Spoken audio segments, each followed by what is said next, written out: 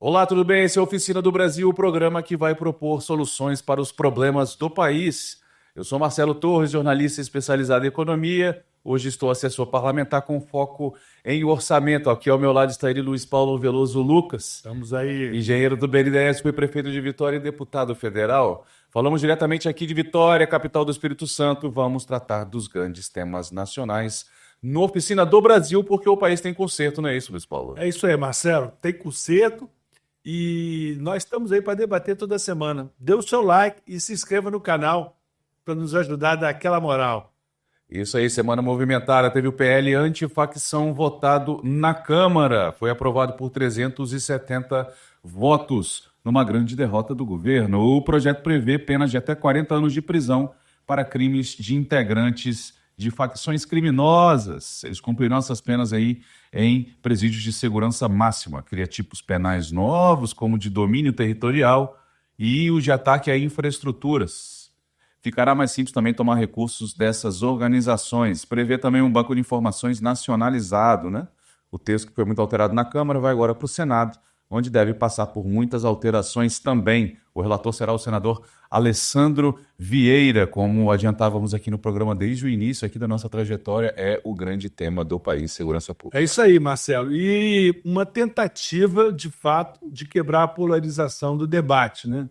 As várias versões do relatório do DERIT mostra essa tentativa. Eu acho que é um avanço. É um avanço, né? E eu acho mais ainda no Senado, o senador que vai ser o relator, eu conheço ele bastante bem, ele foi do Cidadania, de Sergipe, é um delegado de carreira. Alessandro Vieira. Ele é um bom parlamentar e eu acho que é um avanço. Embora que você, para esses tipos penais, tem que prender os caras primeiro, né?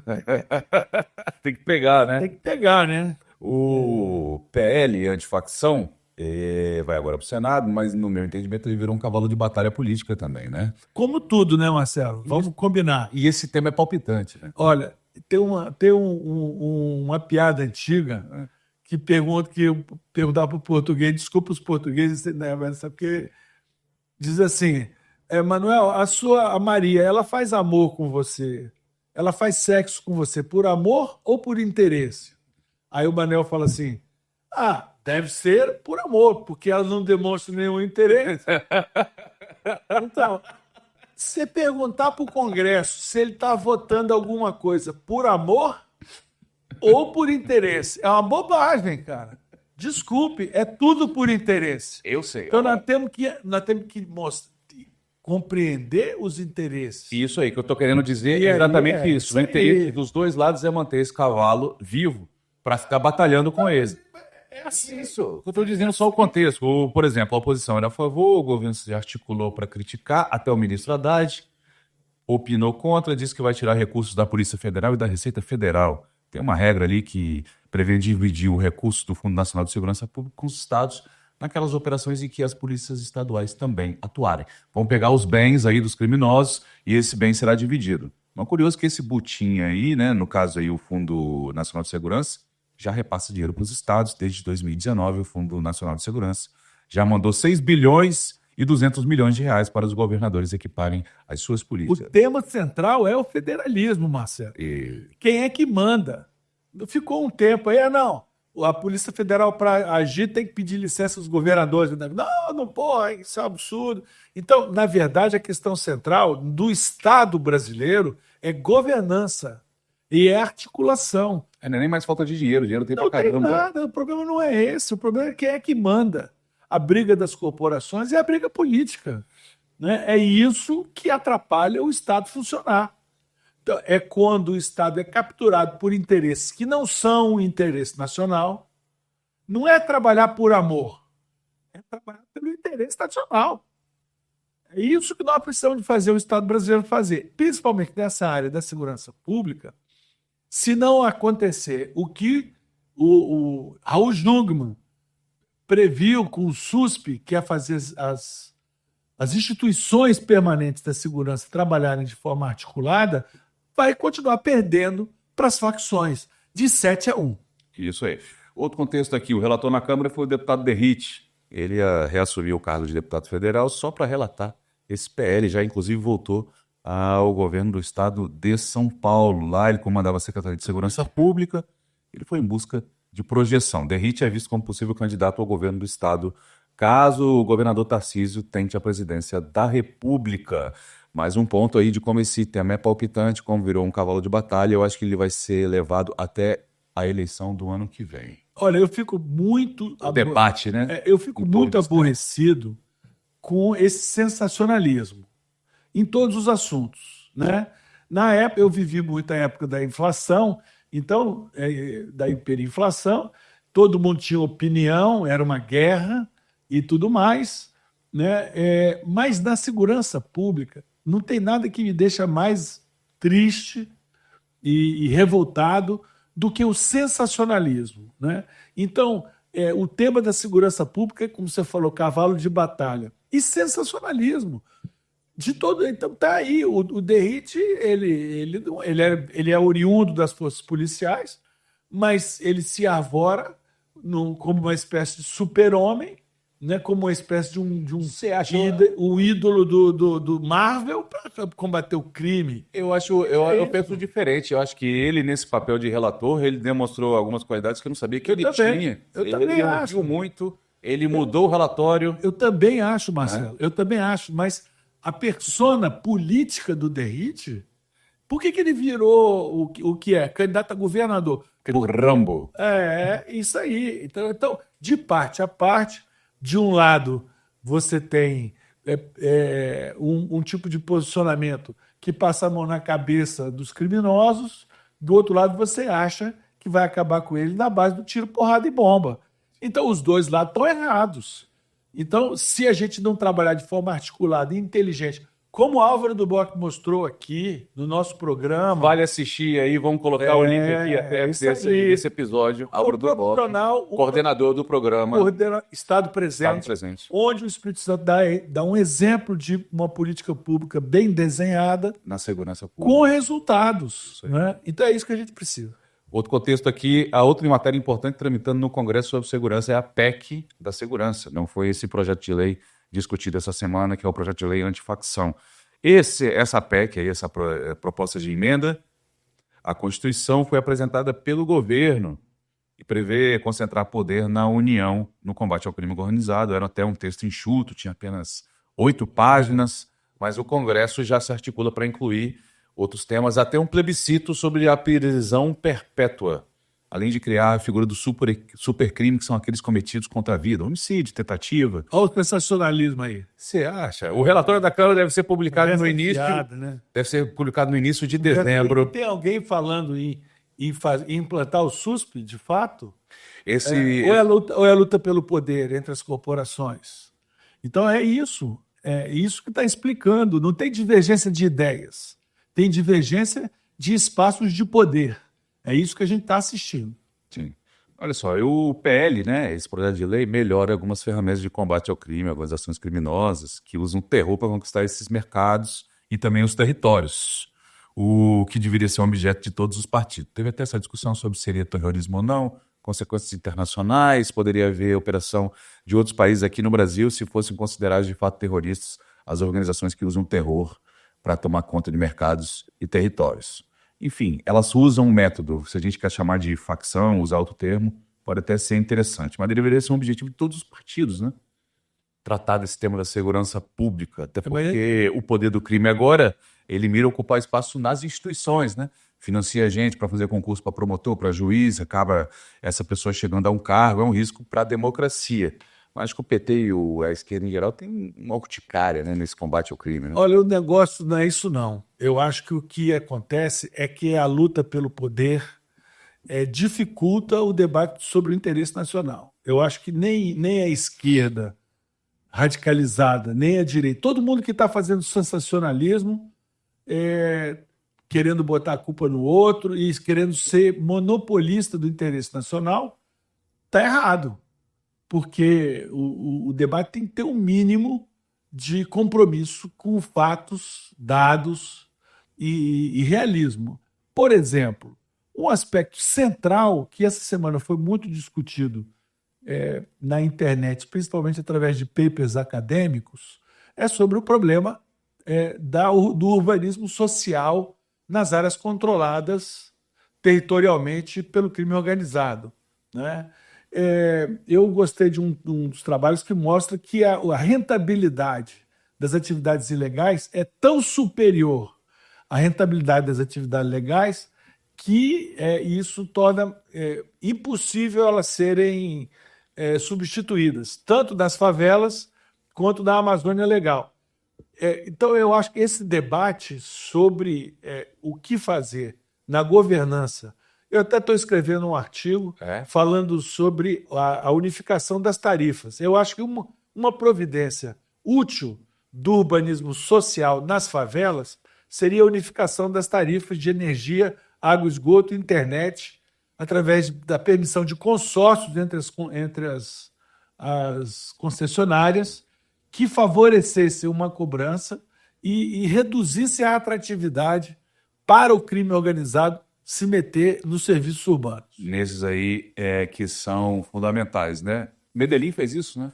Medellín, nunca o crime tomou conta dos serviços urbanos nas favelas. Nunca. Os concessionários de serviços públicos em Medellín sempre controlaram os territórios. Nunca houve, nem no tempo de Pablo Escobar, ele controlava internet e energia elétrica nas favelas de Medellín. Isso aí, todos os carros ali, seja para mexer na fiação elétrica ou na telefonia, são da mesma empresa. São da mesma empresa, tem que ser a mesma empresa, um consórcio só. Isso é uma boa sugestão para a CPI. Pensa numa medida nacional que permita, porque as concessões de serviços públicos urbanos são todas nacionais, né? Quer dizer, todas dão energia elétrica e telecomunicações, só saneamento que é estadual. Ideia interessante, você apresentou na sua campanha para prefeito também, eu lembro disso. É isso aí. Próximo tema, Banco Master. Chegou ele. Bem, a carta mais cantada do baralho. Me fala uma coisa, Marcelo. Quanto você tinha aplicado em CDBs do Banco Master? Quantos milhões você tinha? Eu já tive, sabia? Eu saí antes da hora. Foi mesmo? Não foi informação privilegiada, foi cheiro de esgoto. De fumaça. Foi o cheiro da fumaça. Na terça-feira, a Polícia Federal prendeu o presidente do Banco Master, Daniel Vorcaro, como parte da Operação Compliance Zero, que investiga a emissão de títulos e de créditos falsos. A Polícia Federal estima que a fraude possa girar em torno de 12,2 bilhões de reais. Do BC também decretou a liquidação extrajudicial do Banco Master por graves violações às normas regulatórias e também aquela escassez de recursos para cumprir com seus compromissos. Estima-se que 12 milhões de pessoas serão afetadas pela situação do Banco Master. O Fundo Garantidor de Créditos, o FGC, prevê desembolsar 41 bilhões de reais para ressarcir quem botou o dinheiro no Banco Master. Luiz Paulo, carta cantada. Tava feio já, né? 1,8 milhões de brasileiros têm aplicações diretas, como acho que você era um deles. Não, essa aí você saiu antes. Porque garantido que até 250 mil reais, né? 250 mil reais. O Fundo Garantidor vai ressarcir. Mas os aposentados da Rio Previdência, que tinham quase 20% de todos os seus ativos aplicados do Banco Master, vão ter que arcar com o rombo previdenciário que isso vai causar. O grande problema, ele sempre usou a influência política para captar investidores institucionais.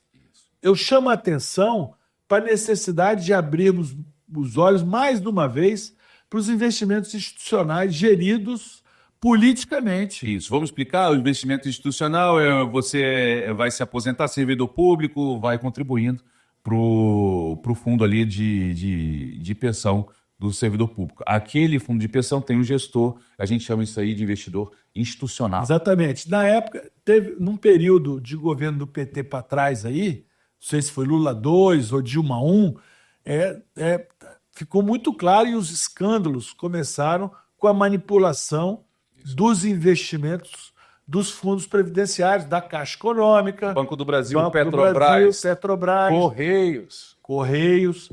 Eu tenho orgulho de ser aposentado do BNDES e o Fundo de Previdência do BNDES nunca foi controlado politicamente contra os interesses, embora tenha tido problemas, mas não do tamanho dos outros problemas.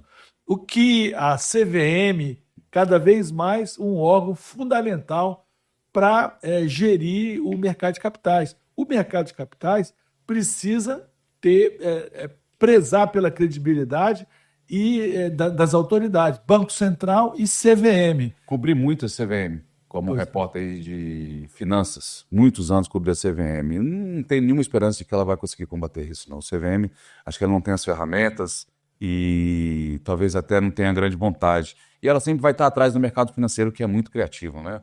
O mercado financeiro vai lá na frente, a CVM vai sempre atrás. É igual não crime tem organizado, né? Pois é, no caso da CVM, nem polícia tem, o enforcement dela é muito fraquinho, né? Acho difícil a gente conseguir alguma coisa. Vamos contar um contexto aqui. Esse banco, o Banco Master, ele captava muito caro, acima do mercado. Ó, te ofereço juros mais altos, tá? Para você colocar o dinheiro aqui. Então ele pagava mais juros que a concorrência. Usava esse recurso aí que ele conseguiu dos investidores, né? Para comprar ativos de risco, até ações de empresas com problemas. Que é um negócio absurdo, né? Você pega o dinheiro na renda fixa. É o junk bonds. Né? Você pega o dinheiro prometendo uma remuneração fixa para quem botou o dinheiro lá, você pega esse dinheiro e coloca em empresa, né? Empresa com problema, que varia muito, essa empresa pode quebrar. O negócio é uma conta de altíssimo risco que não fechava. Tanto é que o Master passou então a ter que vender carteiras de créditos e escolheu, por que não, um banco estatal para comprá-las, né? O BRB, o Banco Distrital ali, o Banco de Brasília. Essa investigação da Polícia Federal apurou que não havia créditos a receber nessas carteiras vendidas. O tamanho dessa fraude é de 12,2 bilhões de reais de dinheiro usado do Banco de Brasília, dinheiro nosso, né? Até porque quando Brasília tem um buraco no orçamento, quem paga somos todos nós brasileiros, né? Então o dinheiro nosso foi usado para cobrir esse buraco no Banco Master. Marcelo, eu acho o seguinte, na discussão ideológica fica assim, tem um lado que endeusa o mercado e tem outro lado que endeusa o Estado. Os dois estão errados, né? Até porque Deus não vai se meter nisso, né? Não dá para endeusar. O que acontece é o seguinte, o mercado pode ser mafializado. Quando o mercado é mafializado, acontece o que aconteceu são práticas mafiosas de mercado.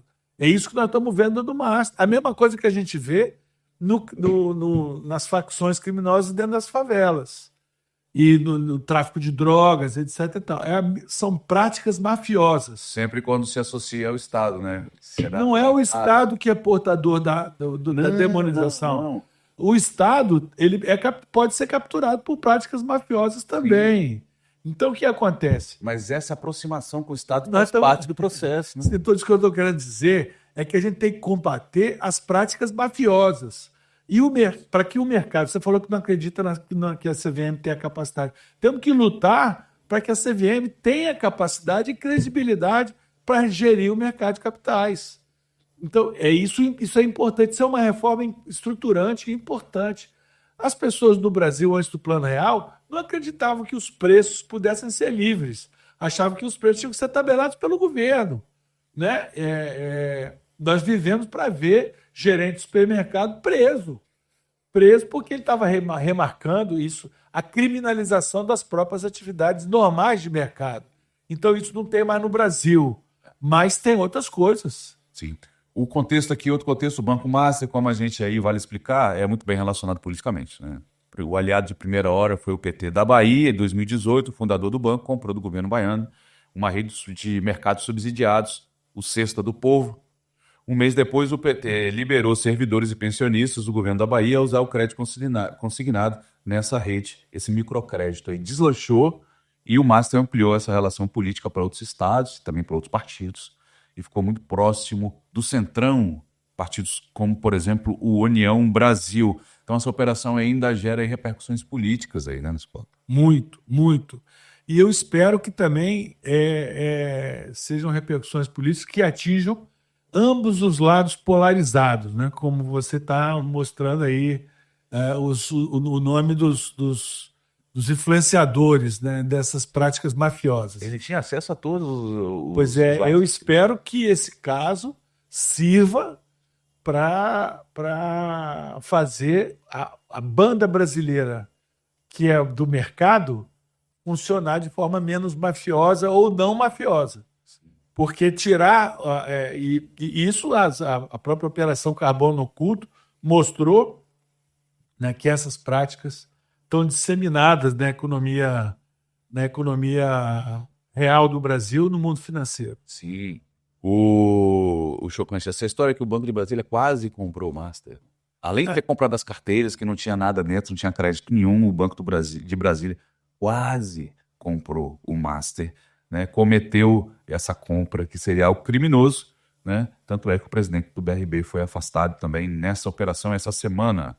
Olha só, o sistema bancário brasileiro, eu acho que ele sabe até lidar com bancos em apuros, né? Tem aquela tecnologia do PROE, quando a inflação acabou, muitos bancos quebraram porque só ganhavam dinheiro. 6 bancos. 6 bancos quebraram porque só ganhavam dinheiro com a inflação, é isso.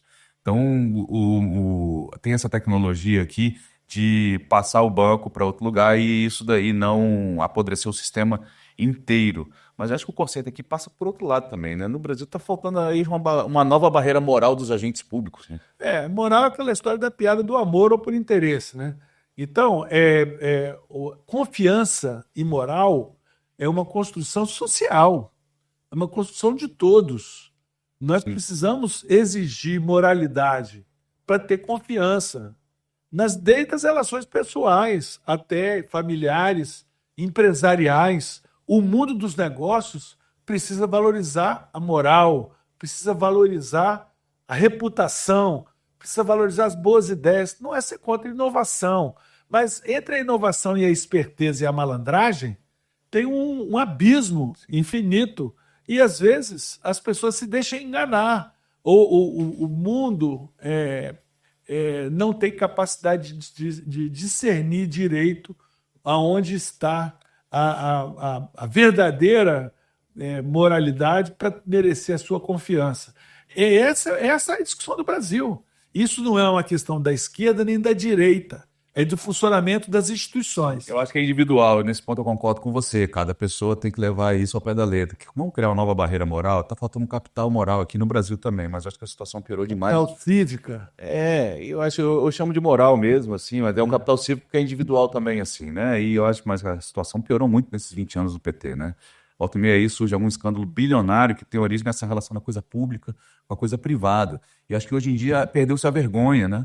Você vê aí membros do judiciário, os meritíssimos aí indo em eventos bancados por empresas ou pessoas que eles vão julgar daqui a pouco. Eles fazem isso abertamente. O Banco Master cansou de patrocinar esses eventos aí, né? Pois é, esses caras serão julgados agora porque eles deram uísque, deram canapés, deram lagosta. Sei lá, acho que isso aí sempre existiu, mas antes tinha vergonha. Né? Eu espero que esse caso do Banco Master ajude a mostrar para essas pessoas que se extrapolou esses limites. Isso aí, porque é muito ridículo ver esses meritíssimos aí tendo suas viagens, seus gastos, seus almoços pagos por quem depois eles vão julgar. Próximo tema, lá vem ele, Luiz Paulo. Seu vilão favorito. Meu vilão favorito. Trump zera sobre taxa. Olha, acertou, olha aí. Donald Trump. O presidente dos Estados Unidos anunciou na semana a retirada da sobretaxa sobre diversos produtos brasileiros. A medida beneficia a carne bovina, o petróleo, frutas, peças de aeronaves e o café. Ótima notícia para o Espírito Santo, o segundo maior produtor de café do Brasil, atrás apenas de Minas Gerais, no caso do Conilon. Só Eduardo Bolsonaro que ficou triste com essa notícia, né? Isso aí. Ó. Ele e Paulo Figueiredo, lá nos Estados Unidos. Devem ter ficado putos da vida. No caso do Conilon, só para terminar aqui, 7 de cada 10 sacos produzidos no Brasil saem de cafezais capixabas, Luiz Paulo. Chegou então, o seu vilão tá aí, ó, fazendo um negócio, citou Lula na nota.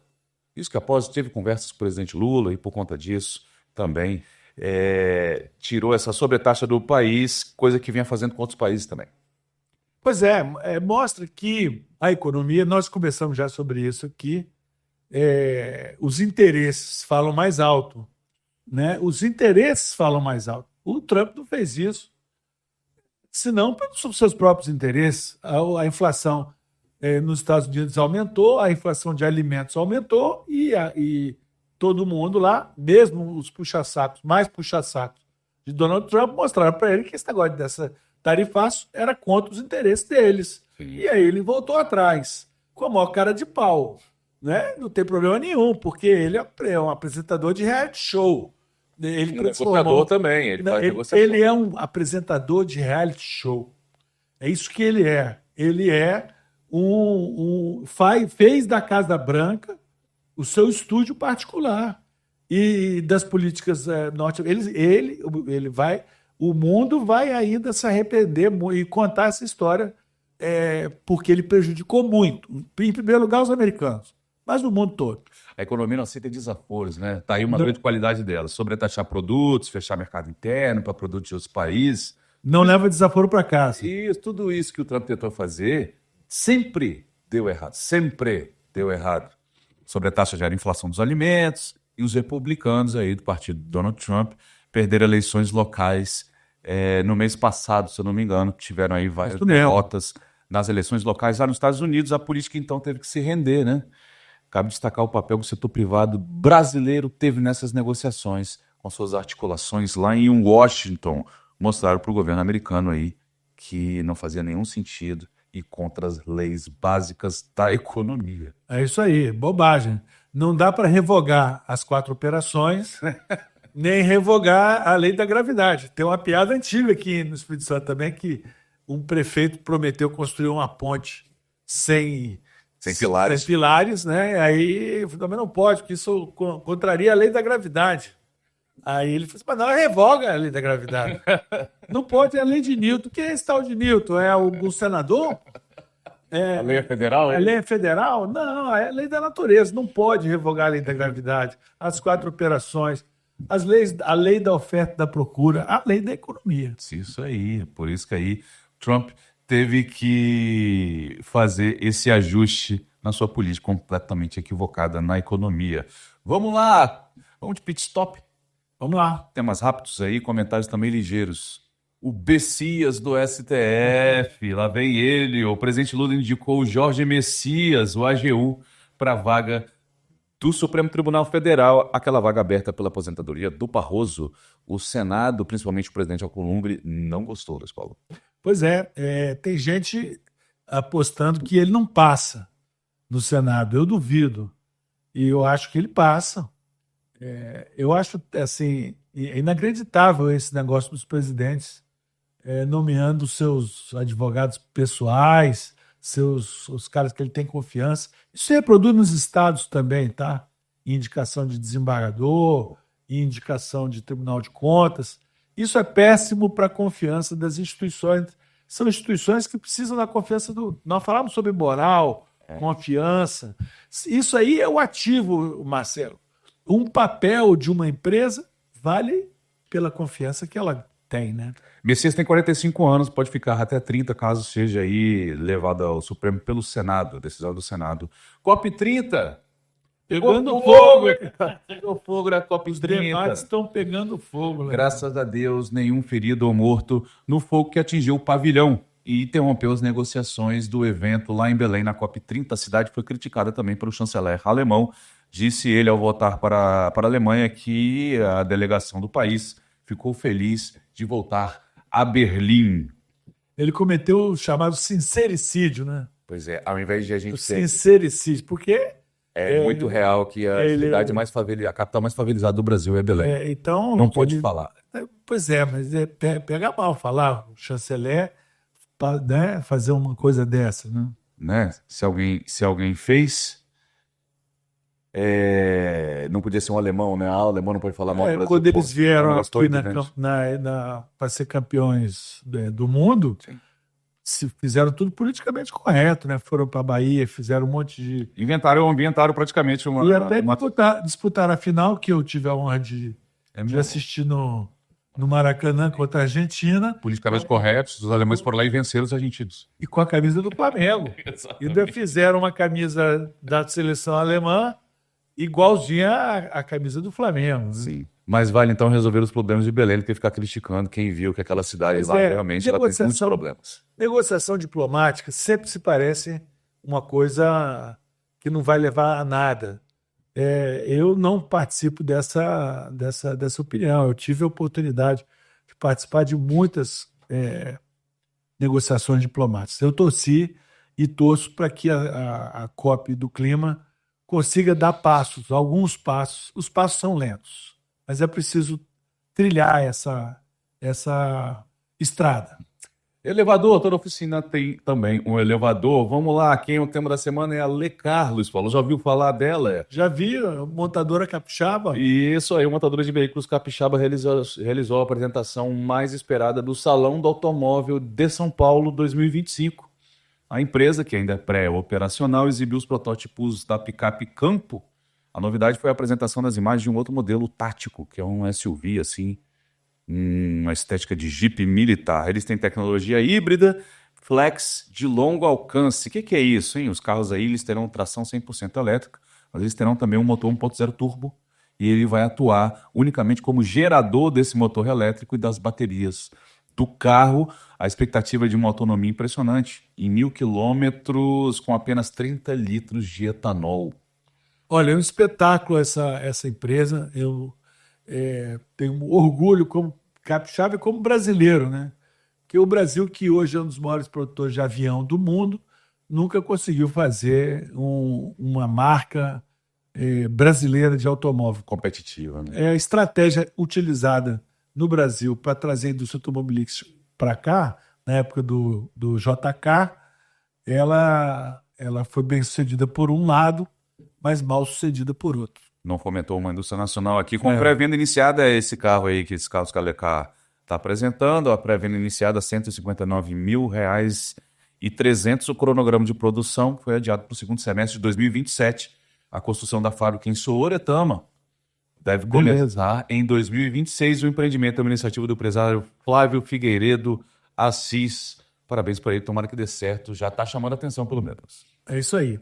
Dica cultural é com ele, Luiz Paulo Veloso. Pois é, amigo. E a minha dica cultural é um filme que está na Netflix e ele tem 2 prêmios Nobel como atuação principal, né? Que é o Prêmio Nobel? Prêmio Nobel. É o Oscar. 2 Oscar, Prêmio Nobel. Procuro distrair aqui procurando.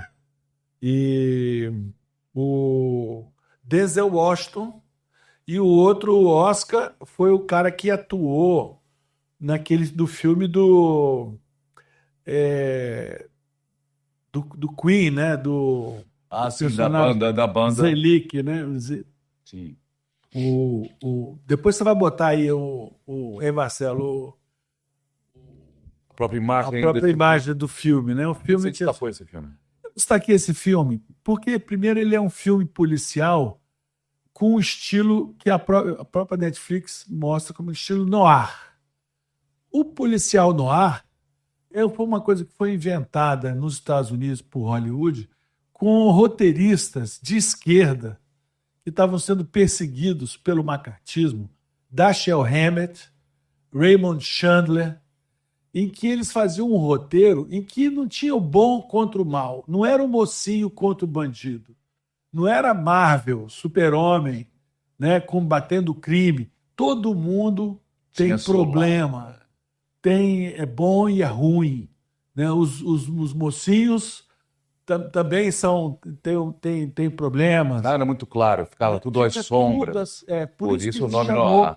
De policial noir. É um policial noir. Os 2 protagonistas, o Denzel Washington e o Zelig, agora me fugiu o nome dele da mente aqui, eles são 2 policiais que atuam num caso de um serial killer. Mas o ponto central não é a história em si, são os dramas morais que cada um deles viveu e vive por serem agentes da lei num sistema imperfeito, num sistema cheio de contradições. E o próprio criminoso e os criminosos também são seres humanos né? Também não são eles os únicos do mal. De repente você percebe que eles também são seres humanos e têm problemas. Então é um filme muito interessante para esse debate político que nós estamos vivendo hoje, inclusive do enfrentamento da criminalidade e da elevação do padrão moral da sociedade e do capital cívico da sociedade. Exatamente. Merece ser visto, é muito bom, é entretenimento na veia e faz a gente pensar. Leva à reflexão. É isso aí. Que é também uma das missões nossas aqui na Oficina do Brasil, o programa que vai propor soluções para os problemas do país, porque o Brasil tem conserto, é ou não é, Luiz Paulo? Tem conserto. E o caminho é aumentar a credibilidade das instituições, o funcionamento do Estado brasileiro e colocá-lo a serviço do interesse público. Com os temas corretos. É isso aí, Luiz Paulo. É sempre um prazer estar aqui com você. Obrigado, viu? Fiquem aí, voltem sempre, deixem o seu like, sigam o canal. Valeu, pessoal. Um abraço.